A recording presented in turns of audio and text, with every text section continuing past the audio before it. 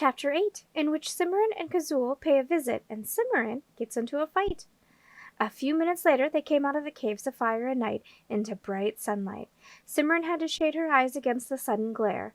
As her eyes adjusted, she saw a large clearing around the mouth of the cave. The ground was covered with short grass, so lush and dense that it made Cimorene think of green fur. Here and there a tiny flower twinkled among the blades of grass. At the edge of the clearing the forest began, but Cimorene could only make out the first row of trees. They were enormous, so large that they dwarfed even Kazul. "Leave the lamp here," Kazul said. "There's no sense in carting it around the forest when we don't need it until we come back." The princess set the lamp on the ground just outside the mouth of the cave. "Now what?" she said. "Now we go to Morwen's, and we'll get there more quickly if you ride. If you climb up on that rock over there, you ought to be able to get on my back without too much trouble." "Are you sure you don't mind?" she said, scrambling up onto the rock Kazul had indicated. "I wouldn't have suggested it if I minded," Kazul said. "Right there will be fine. You can hang on to the spike in front of you, and you won't foul my wings if I have to take off suddenly." Cimorene did not like the implication that there were things in the enchanted forest that were nasty enough to make a dragon want to take off suddenly, but she did not say so. It was too late to back out, and she certainly wasn't going to wait at the mouth of the cave all alone while Kazul went off to visit Morwen. There was no reason to think that waiting would be any safer than going along. As soon as Cimorene was settled, Kazul set off into the forest at a rapid pace. At first Cimorene had to concentrate on holding on, but after a while she began to get the hang of it. Soon she was able to look at some of the things they were passing. The trees were huge, and Cimorene guessed that even if there were 4 of her holding hands, she would not be able to reach all the way around one of the trunks. The ground was carpeted with bright green moss that looked even thicker than the grass in the clearing. Cimorene saw no flowers in it, but she spotted several bushes and a vine with 3 different colors of fruit. Kazul changed course several times for no reason that the princess could see, but she did not like to distract the dragon by asking questions. They passed a mansion guarded by a fence made of gold and a short tower without any windows or doors. Then the dragon splashed through a shallow stream and made a sharp turn. The trees thinned a little, and Kazul stopped in front of a neat gray house with a wide porch and a red roof. Over the door was a black and gold sign in large block letters reading, "None of this nonsense, please." There were several cats of various sizes and colors perched on the porch railing or lying in the sun. As the princess dismounted, Kazul said to one of them, "Would you be good enough to tell Morwen that I'm here and would like to talk to her?" The cat, a large gray tom, blinked its yellow eyes at Kazul. Then he jumped down from the porch rail and sauntered into the house, his tail held high, as if to say, "I'm doing this as a particular favor, mind, and don't you forget it." "He doesn't seem very impressed," Cimorene commented in some amusement. "Why should he be?" Kazul said. "Well, you're a dragon," the princess answered, a little taken aback. "What difference does that make to a cat?" Fortunately, she did not have to find an answer, for at that moment Morwen appeared in the doorway. She was wearing the same black robe she had worn when she visited Cimorene, or another one exactly like it, and she peered through her glasses with the air of someone studying an unexpected and rather peculiar puzzle.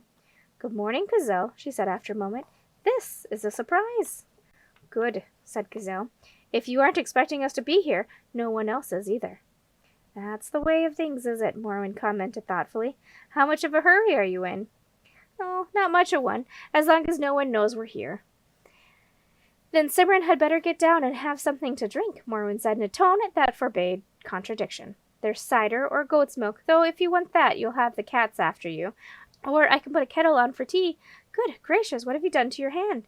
While Morwen had been talking, Cimorene had turned and slid carefully down Kazul's side. It was a long slide, and when her feet hit the ground, she had to put out a hand to keep from falling. Morwen's exclamation made her blink in surprise, and she looked down. The palm of her right hand was covered with blood from 6 deep slashes, and as many scrapes. "Oh dear," Cimorene said. "It must have happened in the caves when it was so dark. I didn't realize. It doesn't hurt at all." "Hurting or not, it needs attention," Morwen said firmly. "Come inside and I'll see to it while Kazul tells me why you're here. You'll have to go around back this time," she added, turning to Kazul. "The front steps won't take the weight. A gnome stole one of the supports, and I haven't had time to get it fixed yet. Pesky creatures. They're worse than mice." "Don't the cats keep the mice away?" Cimorene asked, mildly puzzled. "Yes, but they don't do a thing about gnomes, which is why gnomes are worse.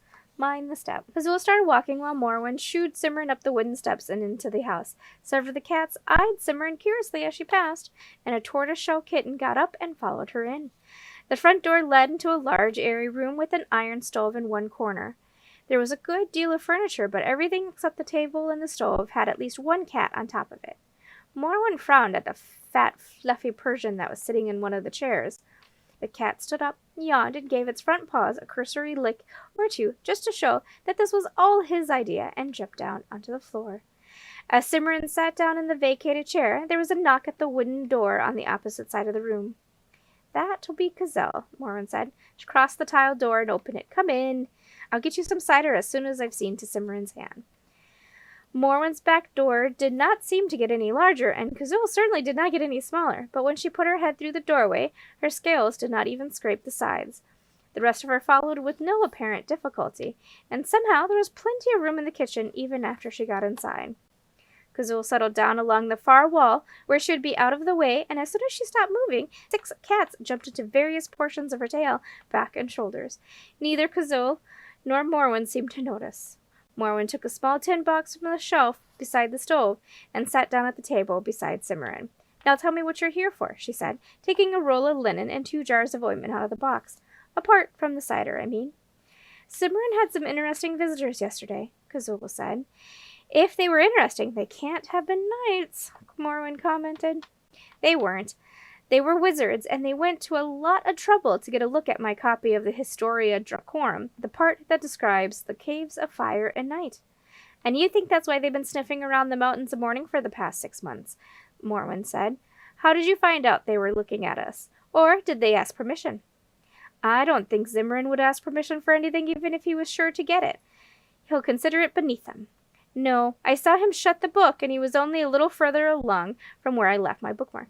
"Ow! That stings." "Good. It's supposed to." She closed the jar of salve she had been smearing on the princess's hand, and began wrapping the injured hand in a linen bandage. "Did Cimorene get what he was after?" "I don't think so. He said he wanted to come back for another visit, and I don't think he'd have done that if he found whatever he was looking for." "That seems like a reasonable assumption," Morwen said, "though wizards aren't always reasonable.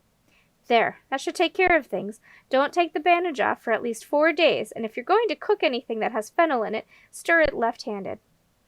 Zeminar's interest in the Historia Dracorum isn't the only thing that points to his curiosity about the caves of fire and night, Kazul said, and explained about the book that had been stolen. "There have been other incidents as well, and nearly all the wizards we've caught poking around have been somewhere in or near the caves. That's why no one thought much about it at first. Ever since King Tokos made that agreement with the Society of Wizards, they've been claiming they're supposed to have more time in the caves than we're willing to give them. Everyone thought this was more of the same." "Not everyone," Morwen said, giving Kazul a sharp look. "I am widely considered to be unduly suspicious of everyone and everything," she said in a dry tone, "particularly wizards. And what do your suspicions make of this business?" "I think Zeminar is trying to find out something about the caves of fire and night. Something he hasn't been able to learn from visiting the caves in person, hence his recent interest in histories that describe the caves, however briefly." "And you're hoping I have something in my library that will help you figure out what it is," Morwen concluded. "I don't hope," the dragon said. "I know, unless someone has run off with your copy of A Journey Through the Caves of Fire and Night." "If someone has, he'll regret it," Morwen said. "Wait here and I'll check." She rose and went out, and through the doorway the princess could see a room full of tall, dark-stained shelves. The princess blinked. "Isn't that the door you came in through?" she asked Kazul. The dragon nodded. "Of course. I thought it led out into Morwen's yard." "It leads wherever Morwen wants it to lead." "I see," said Cimorene, wishing her father's court philosopher was there. He was very pompous and stuffy, particularly about magic, which he claimed was 90% trickery and the rest illusion. Cimorene had found him very trying. Dealing with Morwen's door would probably have given him a headache. Morwen came back into the kitchen holding a thin red book. "Here it is. I'm sorry it took me so long to find it, but the non-fiction isn't organized as well as it should be yet." The dragon surged to her feet, shedding cats in all directions. The cats gave her reproachful looks, and then stalked out the front door with affronted dignity. Kazul paid no attention. She curled her head around to peer at the book over Morwen's shoulder. "I suppose you want to borrow it?" I certainly do. Is there a problem? Only if it gets stolen. There are very few of these around, and I'm not sure I could replace it. I'll keep it in the vault with the treasure, Kazul promised. Zeminar won't think to look for it there, and even if he does, he won't get in. I've got enough anti-wizard spells on the door to stop the whole society. They can't get in unless someone invites them. All right, she said, handing the book to Kazul. Is that everything you came for? No. She looked at Morwen with limpid eyes that went on in a plaintive tone. I still haven't had any cider. Morwen laughed and went to one of the cupboards. She pulled out 2 mugs and a large mixing bowl and filled them with an amber-colored liquid, and she poured from a heavy-looking pottery jug. She set the mixing bowl in front of Kazul and gave one of the mugs to Cimorene, then sat down with the second mug herself. They were in Morwen's kitchen for over an hour, drinking cider and speculating what the wizards were up to. After a while, several of the cats came back, and Morwen gave them a dish of goat's milk which soothed their ruffled feelings somewhat. How is that fireproofing spell of yours coming? Morwen asked as she returned to the table. I have everything I need except the powdered hen's teeth. I'm beginning to think I'm never going to find any, Cimorene said. Kazul has offered to let me look through the jars in the treasury, but if there isn't any there, I don't know where I'll look next. Really? Giving Kazul a sharp look.